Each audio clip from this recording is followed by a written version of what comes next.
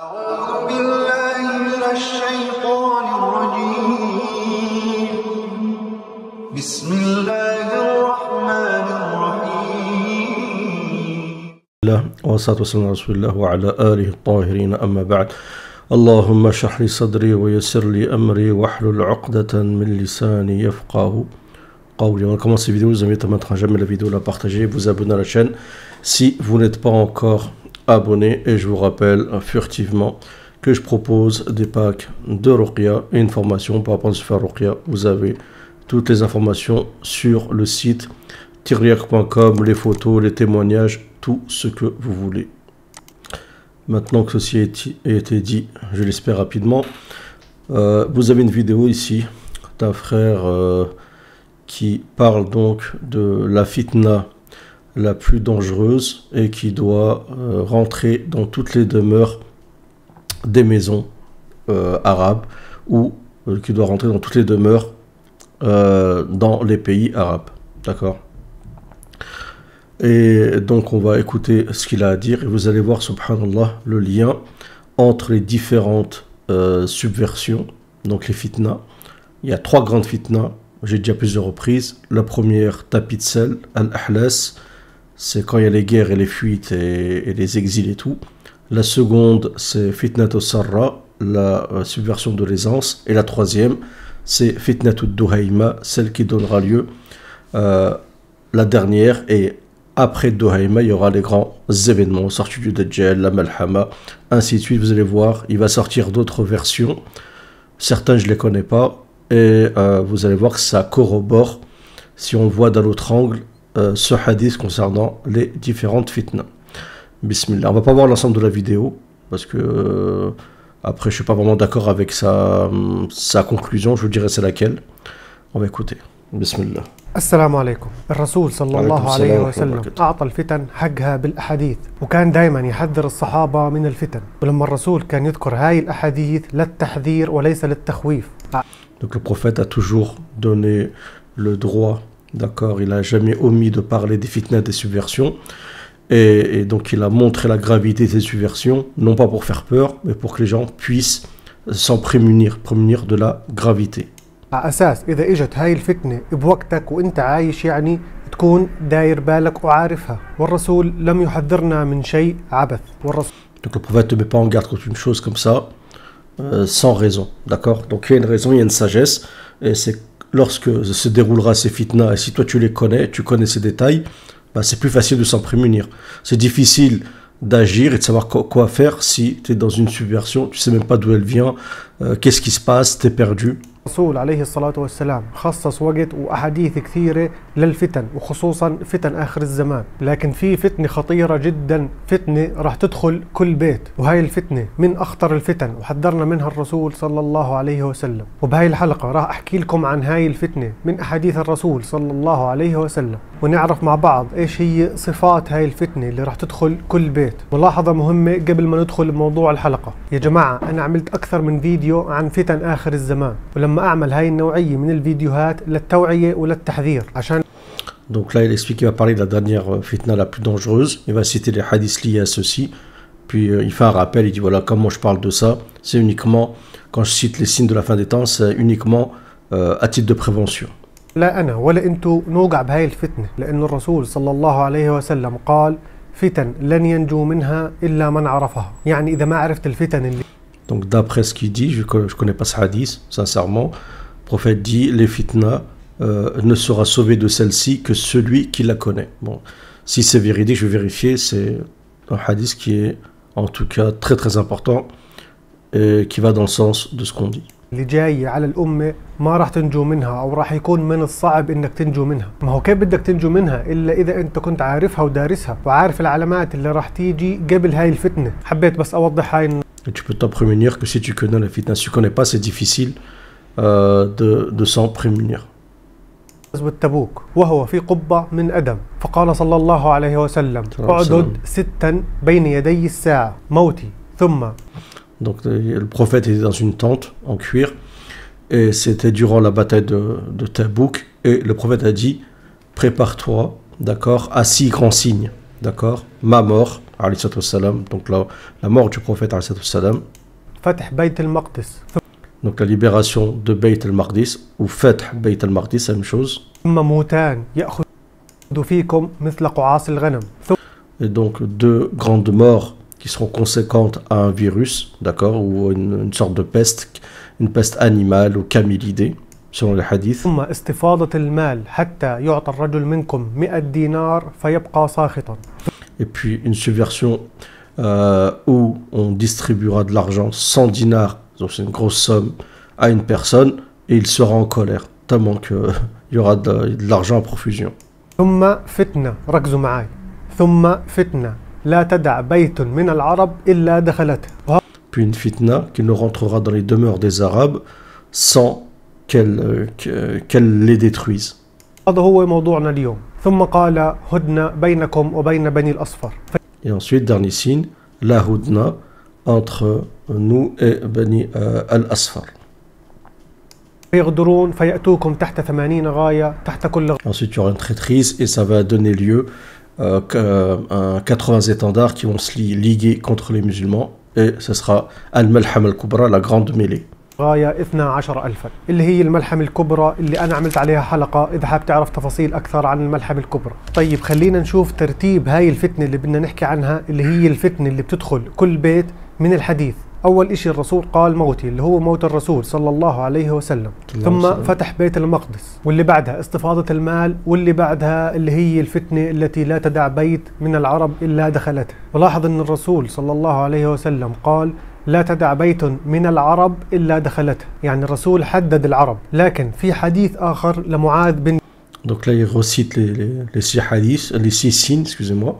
Donc la mort du prophète s'est déroulée, Fath Beit al-Maqdis s'est déroulé à l'époque de Omar, les grandes pestes, il y a eu celle de Amwas, une des grandes pestes qui s'est déroulée, je pense, à l'époque de Omar ibn al-Khattab, et il y a eu d'autres pestes dans l'histoire, hein, la peste noire, ainsi de suite.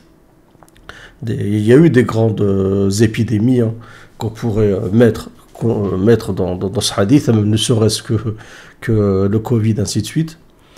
Et ensuite, le prophète parle de l'argent à profusion. Donc pour moi, c'est la fitnat sarra. Pour ça que l'ordre est très important. Vous allez le voir, c'est très pertinent. Et ensuite, l'avant-dernière, c'est ad-duhayma, la ténébreuse, qui s'infiltre dans toutes les demeures et qui gifle tout le monde. D'accord ? Donc c'est métaphorique, hein, ça veut dire qu'elle est grave, ça veut dire qu'elle va... alors c'est quoi cette fitna ? On ne sait pas. On verra lui son avis.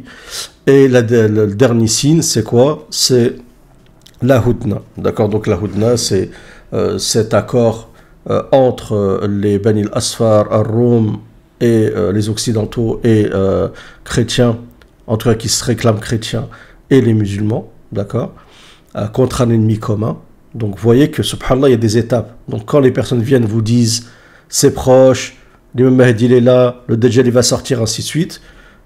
Excusez-moi, mais si on se base sur les hadiths du prophète sallam, il se trompe, pour pas dire plus. D'accord ? Donc vous voyez qu'il y a un ordre. Donc subhanallah, cet ordre, ce hadith correspond à l'ordre qu'on a dit, fitnatul ahlas, celle des tapis, fitnatul sarra de l'aisance. Mais attention, la fitnat sarra, on l'appelle fitna, c'est une subversion, dans le sens où il y aura de l'argent à profusion, c'est une bonne chose, mais le fait qu'il y ait de l'argent à profusion, ça peut avoir comment dire, des mauvaises conséquences. D'accord ? Pour oublier que la richesse, c'est aussi une fitna. D'accord ? Et après, fitna ad-duhayma, la ténébreuse, et la ténébreuse aura pour conséquence par la suite, d'accord, la hudna, avec contre l'ennemi commun, la libération de Rome, de Constantinople, et la sortie du Dajjal conséquent à ceci. D'accord ? Et l'ordre correspond, parce que vous vous rappelez quand je vous ai parlé des conquêtes que fera le Mahdi, parce que il y a des malahim, avant la malham al-kubra, il y a des malahim, il y a des grands événements. La libération que le prophète a annoncée, surtout aux gens du Maghreb, la libération de la péninsule arabique, ensuite la libération de la Perse, et ensuite Ar-Rum. Et c'est Ar-Rum, le prophète dit que juste après sortira le Dajjal. D'accord ? Donc ces batailles que fera l'imam Mahdi, ces libérations seront sûrement faites à l'aide, comme j'ai dit, de Rome. d'accord, ce qui les armes en fait fournies, la logistique fournie par Ar-Rum contre un ennemi commun. Donc c'est-à-dire que quelqu'un va coloniser l'Arabie Saoudite et cet ennemi sera un ennemi commun aux Occidentaux, mais aussi aux musulmans. D'accord, je pense que c'est peut-être pas s'éloigner en fait de la configuration actuelle, parce qu'on sait à peu près quelles sont l'alliance opposée. Wallahu a'lam. بن جبل رضي الله عنه قال صلى الله عليه وسلم 6 من أشراط الساعة موتي وفتح بيت المقدس وموت يأخذ في الناس كقعاص الغنم ثم قال وفتنة يدخل حربها بيت كل مسلم. في الحديث هذا الرسول قال بيت كل مسلم لكن Donc quand le prophète parle de Duhayma, il y a un moment il dit la fitna va rentrer dans toutes les demeures des Arabes et dans une autre version dans toutes les demeures des musulmans. D'accord? Mais moi je pense qu'il n'y a pas de contradiction entre les deux parce que quand le prophète dit Bayt al-Arab, c'est en fait dans l'ensemble, ça touche surtout le Moyen-Orient à mon avis, et ça vise surtout les pays arabes, d'accord? Ça ne veut pas dire que ça ne va pas toucher les autres musulmans, mais peut-être que les pays étrangers seront peut-être loin de cette fitna-là. Donc c'est peut-être une fitna qui tournera autour, Allah alim, du Moyen-Orient. Alors c'est laquelle, je ne sais pas.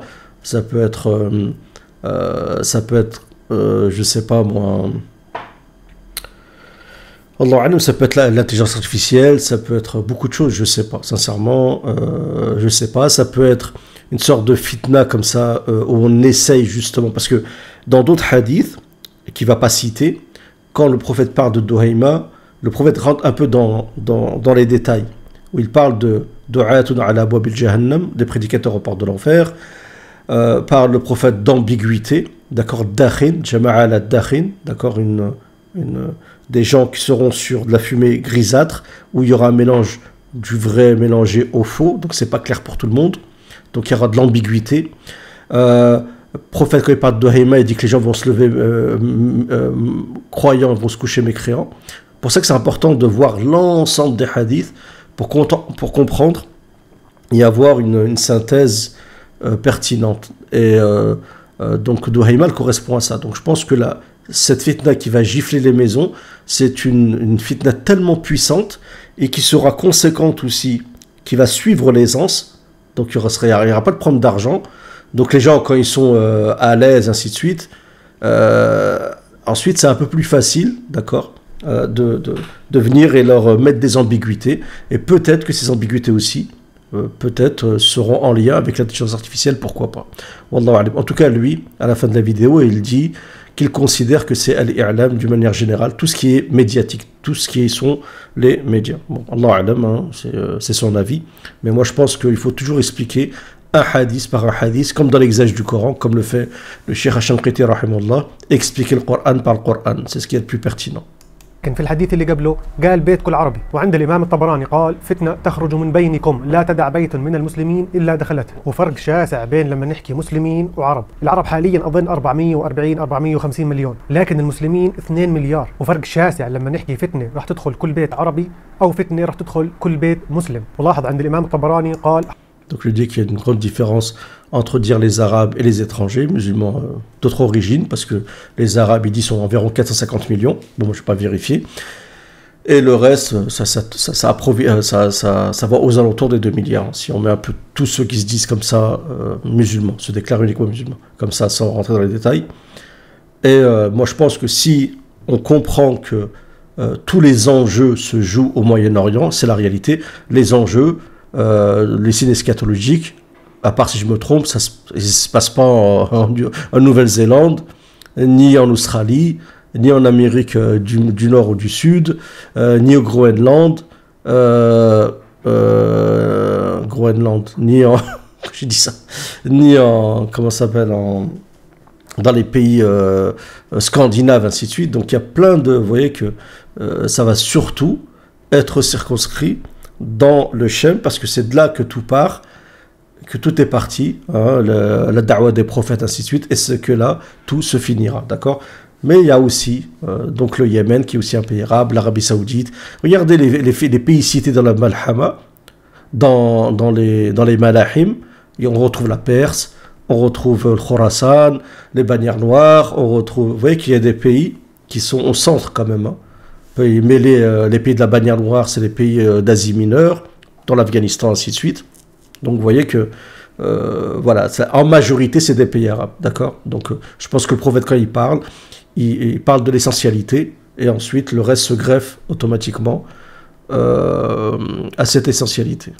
حربها هل هي راح تكون حرب يعني او الفتنه هاي راح تنتج عنها حرب؟ خلينا نشوف باقي الروايات. عن عبد الله بن عمرو رضي الله عنهما قال: دخلت على رسول الله صلى الله عليه وسلم وهو يتوضأ وضوءا مكيثا. قال الرسول: ست فيكم ايتها الامه. قال: موت نبيكم. قال: فكأنما انتزع قلبي من مكانه لما قال الرسول: موت نبيكم. ثم قال الرسول: ويفيض المال فيكم. ثم قال: وفتنه تدخل بيت كل رجل منكم. ثم قال الرسول: Dans un autre hadith, le prophète cite trois signes pour commencer.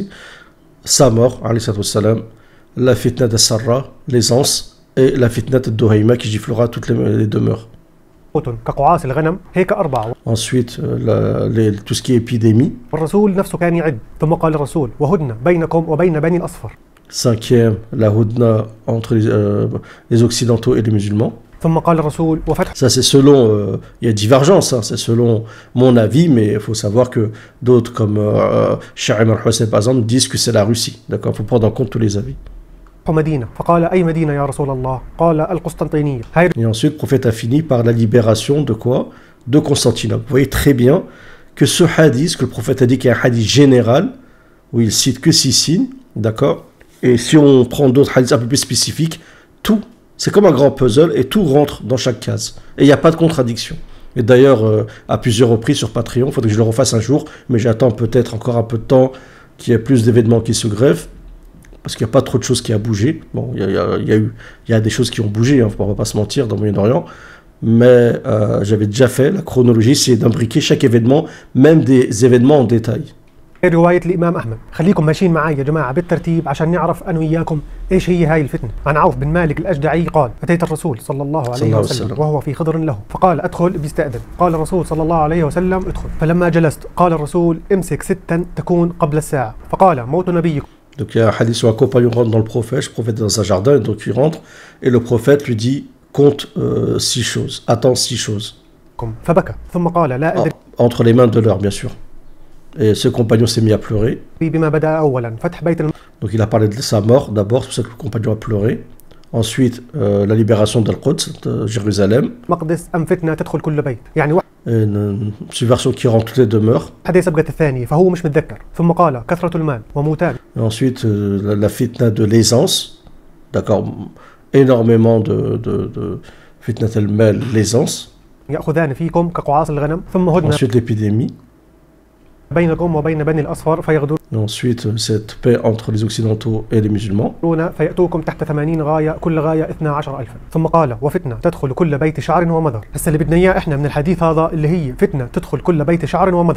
ensuite, une fitna qui rentrera dans toutes les demeures, que ce soit des demeures de nomades ou de sédentaires. يعني مش بس البيوت الحديثة اللي بالإسمنت، لا وبيوت الشعر كمان اللي هي في الصحراء والبوادي. وفي رواية عند الإمام الطبراني قال: وفتنة تكون بينكم فلا يبقى فيكم بيت مدر ولا وبر إلا دخلته. خليكم مركزين معي يا جماعة، لا تتشتتوا، ركزوا معي. في رواية لابن كثير في كتابه نهاية في الفتن قال الإمام ابن أحمد. Après, c'est pas ce que je dis, en fait, ce que je dis tout à l'heure sur ce que pourrait être cette fitna de Dohaïma, elle ne contredit pas ce que lui il a dit, parce que ce qu'il a dit c'est vrai, dans le sens où les médias, la médiatisation, c'est un des supports qui va être utilisé justement par ces prédicateurs en porte de l'enfer, par cette ambiguïté qui va être dans les cœurs, suite à cette aisance, ainsi de suite. D'accord? Donc il n'y a pas de contradiction en fait. وذكر سنده إلى معاذ بن جبل قال رسول الله صلى الله عليه وسلم 6 من أشراط الساعة موتي. Parce que le prophète dit que cette subversion rentre dans toutes les demeures. Ce sont des demeures qui sont faites de tentes là, dans le désert ou d'une maison faite de ciment, des maisons dans les villes. Cette fitna, elle touchera les personnes les plus isolées. Donc on voit qu'aujourd'hui, tout le monde a accès à Internet. Voilà. Et moi je pense que l'intelligence artificielle jouera un grand rôle. On voit que l'intelligence artificielle, en fait, c'est une grande fitna. On ne s'en rend pas compte, mais ça peut remettre beaucoup de choses en cause si tu ne comprends pas la fitna, si tu ne l'as pas digérée et si tu t'y attendais pas. Ça fait longtemps qu'on sait que, grâce à Allah, depuis les années 90, qu'il y aura cette technologie, qu'elle va venir avec plein d'ambiguïtés, qu'elle va essayer de contredire plein de choses du Coran, ainsi de suite. et il faudra être solide. وفتح بيت المقدس وموت يأخذ الناس كقعاص الغنم. ركز هون. قال وفتنة يدخل حريمها بيت كل مسلم. يدخل حريمها. وتكملة الحديث أن يعطى الرجل 1000 دينار فيبقى ساخطا وهدنة بينكم وبين بني الأصفر فيغدرون فيأتوكم تحت 80 غاية. هنا في كلمة جديدة اللي هي كلمة يدخل حريمها بيت كل مسلم. هسه هنا في عنا عوف بن مالك. Donc il dit ici que Al-Harim, qui est normalement la femme, de cette fitna-là, rentrera toutes les demeures, d'accord? مالك قال لمعاذ بن جبل. الاثنين اللي رونا الحديث بيحكوا لبعض ان الرسول صلى الله عليه وسلم قال لي اعدد 6 بين يدي الساعه فقد كان منهن 3 وبقي 3. عوف بن مالك يقول لمعاذ بن جبل فقال معاذ ان لهذا مده وان 5. Donc à mon avis il va se répéter. Donc ce qu'il faut retenir de cette vidéo, c'est que ça correspond à l'ordre des 3 principales fitnas. Al-Ahlas, là à mon avis on y est dedans, d'accord? Fitnatul Ahlas. Peut-être on va en sortir, on va voir. Peut-être ce qui va arriver dans les prochaines années, ça va être la fitna de l'aisance. On verra. Hein, ça peut correspondre à plein de choses. Ça peut correspondre à l'année 2030 avec l'intronisation du numérique. Le numérique peut-être aura conséquence. On sait que plein de métiers vont être remplacés par l'intelligence artificielle. Les gens vont moins travailler. L'intelligence artificielle sera au service de l'homme. Il y a plein de choses qui vont dans le sens que c'est possible que ça soit lié à ça, d'accord? Peut-être aussi à une grande paix au Moyen-Orient, et cette paix aura pour conséquence une stabilité économique, et la stabilité économique, les gens vont travailler, vont faire du commerce, vont construire leur pays, il y aura énormément d'argent, et tout ceci va profiter à tout le monde. Cette liquidité profitera à tout le monde, Inch'Allah, je pense, comme ça. Et ensuite, la fitna de cette aisance, et ensuite, après la fitna de l'aisance, fitnatu ad-Duhayma, et qui sera un long tunnel dont on ne verra pas la lumière, d'accord? Donc ne pensez pas que c'est pour tout de suite, ça peut s'étaler sur plusieurs années, surtout Duhayma, où le prophète dit chaque fois que tu penses qu'elle est finie, elle continue, chaque fois que tu penses que c'est la fin, ça continue, d'accord? Mais Duhayma, ça peut comprendre plein de choses, hein? L'ambiguïté sur le dogme, la fitna du Dajjal, les guerres peut-être, on n'espère pas, mais Allahu A'lam, peut-être, je sais, peut-être, Allahu A'lam, on verra.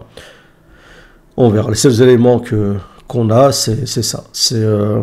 On sait aussi que le prophète a parlé de Al-Harj. Vous vous rappelez, le Harj, c'est que les gens s'entretuent, on ne sait même pas pourquoi. D'accord? Mais ça fait depuis un moment. En espérant, en tout cas, que cette vidéo vous aura plu. Si vous avez des remarques, des commentaires, n'hésitez pas. Et n'hésitez pas à partager la vidéo, à mettre des j'aime, ainsi de suite, c'est bien pour l'algorithmie. Les vidéos sont un peu en baisse. Que Dieu vous récompense. Salam à tous.